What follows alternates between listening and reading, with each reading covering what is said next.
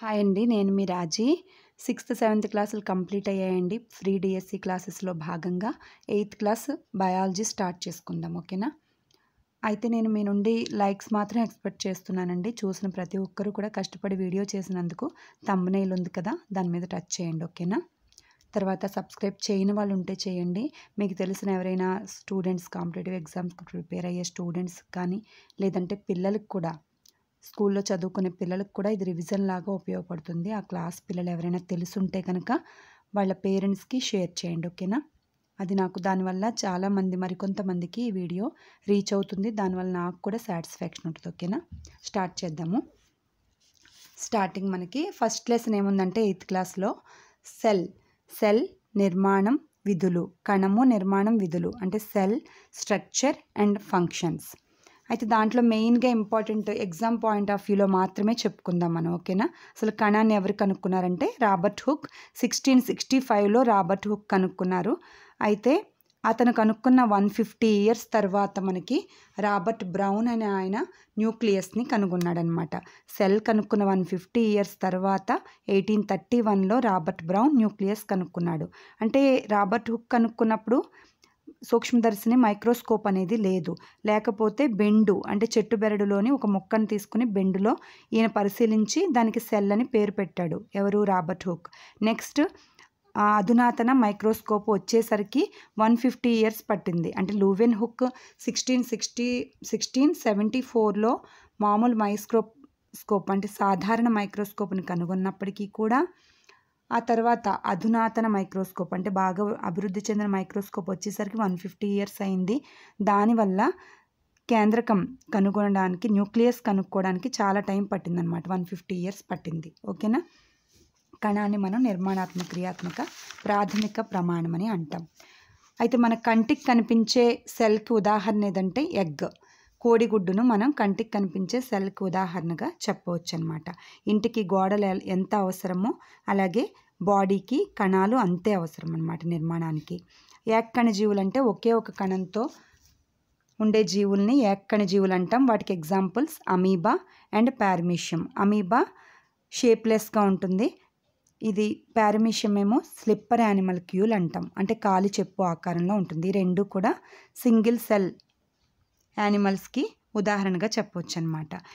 తర్వాత multi cellular animals ఏంటంటే మనమే. యానిమల్స్ అన్ని ప్లాంట్స్, యానిమల్స్ అండ్ మానవుడు కూడా మల్టీ సెల్యులర్ యానిమల్స్ అంటే బహుకణ జీవులు. ఒకటి కంటే ఎక్కువ కణాలతో అనేక కణాలతో కొన్ని కోట్ల కణాలతో ఏర్పడిన జీవుల్ని బహుకణ జీవులు అంటాం. ఓకేనా? నెక్స్ట్ అమీబాలు మిథ్యాపాదాలతో చెలిస్తాయన్నమాట. మిథ్యాపాదాలంటే సూడోపోడియా అంటాము. జస్ట్ గమనానికి అలాగే ఆహార సేకరణ టైంలో ఏర్పడతాయి, మళ్ళీ మాయమైపోతాయి అన్నమాట. అందువల్ల దాన్ని సూడోపోడియా అంటాం. తర్వాత మానవుల్లోని ఆకారాన్ని మార్చుకోగల కణానికి ఉదాహరణ ఏదంటే వైట్ బ్లడ్ సెల్స్ అనమాట. చాలా చాలా చాలా ఇంపార్టెంట్. వైట్ బ్లడ్ సెల్స్ ఇది న్యూ టెక్స్ట్ బుక్లో మాత్రమే ఉందండి. వైట్ బ్లడ్ సెల్స్ని ఆకారాన్ని మార్చుకోగలిగిన ఏకకణానికి ఉదాహరణగా చెప్పవచ్చు మానవుల్లో. అదే ఏకకణ జీవులంటే అమీబా, పారమీషియం వస్తాయి. ఏకకణ మానవుల్లోని ఏకకణాలు ఆకారాన్ని మార్చుకోగలిగినవి ఏవి అని బిట్ అడిగితే వైట్ బ్లడ్ సెల్స్ WBC వస్తాయి. ఓకేనా?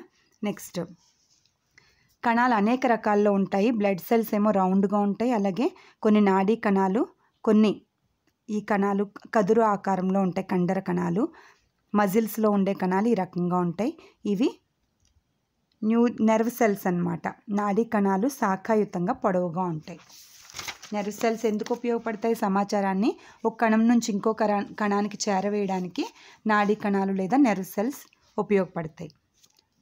Next bacteria important point. ఇక్కడ బ్యాక్టీరియా అనేది సైజ్ ఎంత ఉంటుందంటే బ్యాక్టీరియాలో అతి చిన్న బ్యాక్టీరియాలు ఏంటంటే 0.1 నుండి 0.5 మైక్రోమీటర్ల పరిమాణంలో ఉంటాయి. ఓకేనా? అతి చిన్న కణం బ్యాక్టీరియాలో ఉంటుంది. అలాగే అతిపెద్ద కణం ఉష్ణపక్షి లేదా ఆస్ట్రిచ్లో 170 మిల్లీమీటర్స్ నుంచి 130 మిల్లీమీటర్స్ పరిమాణంలో ఉంటుందన్నమాట. అతి చిన్న కణం అతిపెద్ద కణం. నెక్స్ట్ కోడిగుడ్డును ఉడికించినప్పుడు వైట్గా ఉండే పదార్థాన్ని ఏమంటాం అంటే మనం ఆల్బుమిన్ అంటాం. ఇది కూడా నెగ్లెక్ట్ చేయొద్దు. అసలు ఈ బాక్స్లో కూడా నెగ్లెక్ట్ చేయొద్దు. మనకున్న ఆ బిట్టే ఇచ్చాడంటే మనం నష్టపోతాం కదా, కాబట్టి దేన్ని కూడా మీరు మిస్ చేయొద్దు.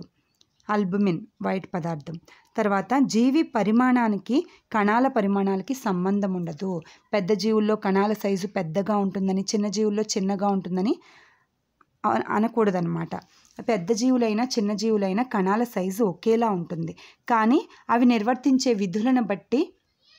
విధులతో సంబంధం కలిగి ఉంటుంది. కణాల పరిమాణం అనేది అవి నిర్వర్తించే విధులతో సంబంధం కలిగి ఉంటుంది. ఇప్పుడే అనుకున్నాం కదా, బ్లడ్ సెల్స్ రౌండ్గా ఉంటాయి, నాడీ కణాలు నెర్వ్ సెల్స్ ఎలా ఉంటాయి, శాఖాయుతంగా పొడవుగా ఉంటాయి, కండర కణాలు కదురు ఆకారంలో ఉంటాయి అనుకున్నాం కదా.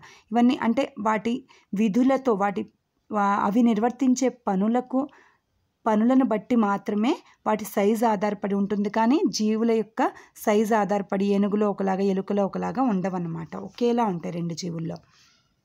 ఆ తర్వాత నెక్స్ట్ ఇంపార్టెంట్ ఏదంటే మనకి ప్లాంట్ సెల్ని అబ్జర్వ్ చేయడానికి ఏమి ఇచ్చాడంటే మనకి ఉల్లి పొరని ఇచ్చాడు. అంటే ఒక ఉల్లిపాయని తీసుకుని దానిపైన పింక్ కలర్లో ఉండే పొరలను తీసేసి, ఉల్లిపాయ మనకు వైట్గా ఉంటుంది కదా లోపల, దాన్ని పల్చగా కట్ చేసి స్లైడ్ మీద పెట్టాలి. స్లైడ్ మీద పెట్టి మిథిలిన్ బ్లూ వేసినట్టయితే గాజు స్లైడ్ మీద పెట్టి నీళ్ళు వేసి నీటి చుక్క పెట్టి ఆ మిథిలిన్ బ్లూ వేసినట్టయితే మనకి ఉల్లి పొరలో ఈ రకంగా సెల్స్ కనిపిస్తాయి. దీంట్లో చూడండి కేంద్రకం క్లియర్గా కనిపిస్తుంది మనకి. ఇది కణం చుట్టూ ఉండే కణత్వచం లేదా సెల్ మెంబ్రెయిన్. ఇది న్యూక్లియస్ కేంద్రకం అన్నమాట. ఇది సైటోప్లాజం కణద్రవ్యం. ఇది ప్లాంట్ సెల్ అన్నమాట. యానిమల్ సెల్కి ఉదాహరణ ఏంటంటే బొగ్గ కణాలని తీసుకోమంటున్నాడు. ఈడేంటో మరి ఇట్లా చెప్తున్నాడు. గాయం అంటే గాయం చేసేసుకోమని కాదు, బొగ్గ లోపల చిన్న టూత్ పిక్తో ఇలా గీరమంటున్నాడు. గీరి దాని యొక్క కణాన్ని చిన్నది వస్తుంది కదా, అది ఆ స్కిన్ని చిన్నది స్లైడ్ మీద పెట్టి అబ్జర్వ్ చేస్తే కనుక యానిమల్ సెల్ అనేది తెలుస్తుంది. యానిమల్ సెల్ చూడండి ఒకసారి క్లియర్గా. యానిమల్ సెల్లో న్యూక్లియస్, అలాగే ఇది సెల్ మెంబ్రెయిన్, ఇదేంటిది న్యూక్లియస్ అండ్ ప్రోటోప్లాజం లేదా జీవ పదార్థం అంటాం. దీన్ని కణద్రవ్యం అనొచ్చు, ప్రోటోప్లాజం అనొచ్చు, అలాగే జీవ పదార్థం లేదా జీవద్రవ్యం అని కూడా అనొచ్చు. ఈ జీవ పదార్థాన్ని కణం యొక్క జీవానికి ఆధారంగా చెప్తామన్నమాట. ఓకేనా, చాలా చాలా ఇంపార్టెంట్. కణం యొక్క జీవానికి ఆధారం ఏంటి అంటే జీవ పదార్థం లేదా ప్రోటోప్లాజం లేదా కణద్రవ్యం. ఓకేనా. నెక్స్ట్ దీంట్లో కేంద్రకంలో ఇక్కడ కేంద్రకం చూడండి, కేంద్రకంలో కేంద్రకాంశం న్యూక్లియోలస్ అనేది ఉంటుంది. అలాగే క్రోమోజోమ్స్ ఉంటాయి. క్రోమోజోమ్ లోపల జీన్స్ లేదా జన్యువులు కూడా ఉంటాయి. ఈ జీన్స్ మనకి ఎందుకు ఉపయోగపడతాయంటే అనువంశికతకు కారణం. అంటే తల్లిదండ్రుల లక్షణాలు పిల్లలకు రావడానికి మనకి జీన్సే కారణం అన్నమాట. ఇవి ఎక్కడ ఉంటాయంటే కేంద్రకంలోని క్రోమోజోముల్లో ఉంటాయి జన్యువులు. ఓకేనా. నెక్స్ట్ కేంద్రకం గురించి అయిపోయిన తర్వాత ఇది కణద్రవ్యం, జీవానికి ఆధారం. దీని లోపల అనేక కణాంగాలు అంటే మైటోకాండ్రియా, నెక్స్ట్ హరితరేణువులు, నెక్స్ట్ రిక్తికలు వ్యాక్యూల్స్, ఇవన్నీ కూడా దీంట్లో ఎక్కడ కణద్రవ్యంలో ఉంటాయి, ప్రోటోప్లాజంలో. నెక్స్ట్ ఇది కణత్వచం లేదా సెల్ మెంబ్రెయిన్. సెల్ మెంబ్రెయిన్ ఎందుకు, రక్షణకి. అలాగే దీంట్లో హోల్స్ ఉంటాయి, రంధ్రయుతంగా ఉండి ఒక సెల్ నుంచి ఇంకో సెల్కి ట్రాన్సాక్షన్ రవాణాకి తోడ్పడుతుంది అన్నమాట. సమాచారము అలాగే పదార్థాల రవాణాకు కూడా ఈ సెల్ మెంబ్రెయిన్ అనేది తోడ్పడుతుంది. అలాగే కేంద్రక త్వచం కూడా అంతే, రంధ్రయుతంగా ఉండి ఇది కూడా ట్రాన్సాక్షన్కి ఉపయోగపడుతుంది కేంద్రక త్వచం. కేంద్రక త్వచం అన్ని నిజ కేంద్రక జీవుల్లోనూ ఉంటుంది. కానీ కొన్ని కణాల్లో అంటే బ్యాక్టీరియా కణాల్లోనూ బ్లూ గ్రీన్ ఆల్గేలోనూ మాత్రం కేంద్రక త్వచం ఉండదు. వాటిని ఏమంటామంటే కేంద్రక పూర్వజీవులు లేదా ప్రోకారియోటిక్ సెల్స్ అంటాం. ప్రోకారియోటిక్ సెల్స్ అని వీటిని అంటామంటే bacteria and blue green algae అంటే నీలి ఆకుపచ్చ శైవలాలు. నిజ కేంద్రక జీవులకు ఉదాహరణ ఏంటంటే ప్లాంట్స్, యానిమల్స్ అండ్ మానవుడు కూడా నిజ కేంద్రక జీవి అన్నమాట. ఓకేనా. ఎగ్జామ్ పాయింట్ ఆఫ్ వ్యూలో ఇక్కడ వరకు బాగుంది. Next what is the difference between plant cell and animal cell అంటే ప్లాంట్ సెల్ చూడండి ఒకే ఒక పెద్ద రిక్తికను కలిగి ఉంది. అదే యానిమల్ సెల్లో అనేక చిన్న రిక్తికలు లేదా వ్యాక్యూల్స్ ఉన్నాయి. అలాగే చూడండి సెల్ మెంబ్రెయిన్ పైన సన్నగా ఉంది చూడండి, ఇక్కడ ఈ పార్ట్ని ఇక్కడ ఇచ్చాడు చూడండి. సెల్ మెంబ్రెయిన్ పైన సెల్ వాల్ ఉంది. ఈ సెల్ వాల్ అనేది ప్లాంట్ సెల్లో మాత్రమే ఉంటుంది, యానిమల్ సెల్లో ఉండదన్నమాట. చాలా చాలా ఇంపార్టెంట్. నెక్స్ట్ ప్లాస్టిడ్స్, క్లోరోప్లాస్ట్లు, హరిత రేణువులు, క్రోమోప్లాస్ట్లు అలా కలర్స్ని ఇస్తాయన్నమాట. కొన్ని మొక్కలు రకరకాల ఆకుల్ని కలిగి ఉంటాయి. అలాగే ఫ్రూట్స్ చూడండి, టొమాటో అవి రెడ్ కలర్లో ఉంటాయా, వాటికి కారణం క్రోమోప్లాస్ట్లు అనమాట.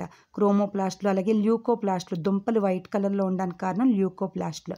ఈ ప్లాస్టిడ్లు అనేవి మొక్కల్లో మాత్రమే ఉంటాయి, యానిమల్స్లో ప్లాస్టిడ్స్ ఉండవు అనమాట. మెయిన్ ఇంపార్టెంట్ ఏంటంటే ప్లాస్టిడ్స్ అండ్ సెల్ వాల్ అనేది, కణకవచం లేదా సెల్ వాల్ అనేది ఓన్లీ ప్లాంట్ సెల్లో మాత్రమే ఉంటుంది, యానిమల్ సెల్లో ఉండదన్నమాట. ఇదండి, ఇంతవరకు మనకి ఫస్ట్ లెసన్ కంప్లీట్ అయిపోయింది. ఓకేనా? 8th క్లాస్ ఇట్లా ఈజీ వేలోనే నేను చెప్తానండి. ఓకేనా? నెక్స్ట్ క్లాస్లో ఇంకో లెసన్తో మళ్ళీ కలుద్దాం. ఓకేనా? Thank you. Keep watching. Thank you for watching.